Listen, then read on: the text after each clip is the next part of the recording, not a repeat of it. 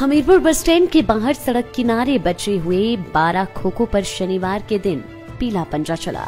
JCB के माध्यम से इन खोखों को गिरा दिया गया है। जैसे ही इन खोखा दुकानों पर जेसीबी चली, वैसे ही दुकानदार रो पड़े। देखते ही देखते यहाँ बचे हुए 12 खोखों को शनिवार के दिन विभिन्न विभागों के अधिकारियों की मौजूदगी में गिरा दिया गया। जाहिर है कि पहले ही कई खोखा धारक नगर परिषद द्वारा बनाई गई दुकानों में शिफ्ट हो गए हैं। शिफ्ट होने के बाद इनके खोखे पहले ही जमींदोज किए जा चुके हैं, लेकिन 12 खोखा धारक अपनी दुकानें खाली नहीं कर रहे थे। इन दुकानदारों की मांग है कि इन्हें नगर परिषद ग्राउंड फ्लोर की दुकानें बना कर दे।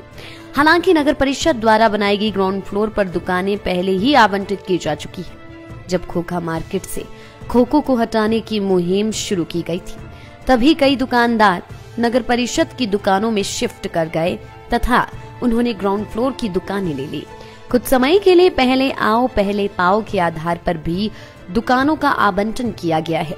दुकानों को छोड़ने से दुकानदारी पर इसका विपरीत असर पड़ेगा। इसी के चलते कई दुकानदारों ने खोखे खाली नहीं किए। वहीं खोखों को हटाए जाने पर खोखा धारक अश्विनी कुमार का कहना है कि उन्हें दुकानें बनाकर उसी साइज की दी जाए जिस साइज की दुकान गिराई गई है। उन्होंने बताया कि अचानक से उनकी दुकानें गिराई गई। हालांकि इनकी अपील चीफ इंजीनियर के पास चल रही है। काफी लोग तो पहले भी सर हमारे इनके पास ऑर्डर ही नहीं है गिराने के, और ना इन्होंने हमारे को दुकानें बना के दी अपनी मर्जी से। ये तो इधर आगे वाली बात हो गई। हिंदुस्तान है। कहीं आपको नोटिस आया होगा? नोटिस आया तो हमारी अपील चली हुई है चीफ इंजीनियर के पास, और 25 तारीख की डेट है। इन्होंने जबरदस्ती उठा दी है। हमारी मांग ये थी कि हमारा साइज जो है बना के दे दो, पीछे खाली जगह पड़ी हुई है। ये बोलते हैं हमने देनी नहीं, बनानी नहीं। प्रशासन का कहना है कि आप लेते नहीं है, जो आपके दुकानें अलॉट की गई हैं जैसे और जगह अलॉट की गई है। सरहद तिरातल पर दुकानें नहीं, हमारा साइज ही नहीं है, हमने कहाँ से लेनी? तिरातल पे चाहिए आप? हाँ, और जो हमारा साइज है वही लेना हमने। अब क्या करना है, बेरोजगार हो गए। चलो हाई कोर्ट में देखते हैं, सभी पार्टियों को बाय नेम ठोकेंगे। ठीक है नहीं? कितने खोखे सर जो अभी गिराए गए हैं? 12।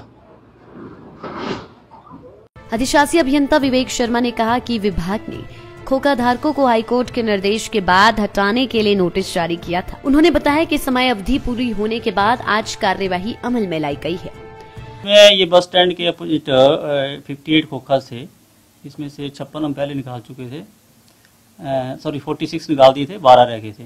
तो 12 के अगेंस्ट हमने रोड इंफ्रास्ट्रक्चर एक्ट के तहत इनको निकालने की प्रक्रिया शुरू की थी।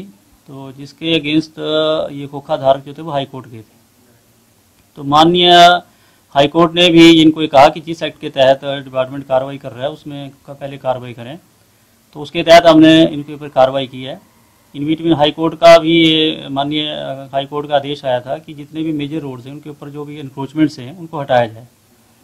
तो उस के तहत भी हमने ये कार्रवाई स्टार्ट की थी, और इनको नोटिस वगैरह दिए गए थे। पहले जेई ने नोटिस दिए थे इनको, और उसने ऑर्डर निकाले थे। फिर वो कन्फर्मेटरी अथॉरिटी जो एक्शन होता है उसने उसके ऊपर इनको ऑर्डर जो थे वो जो लीगल खोखे थे उनको कन्फर्म कर दिया था कि इनको डिमोलिश किया जाए।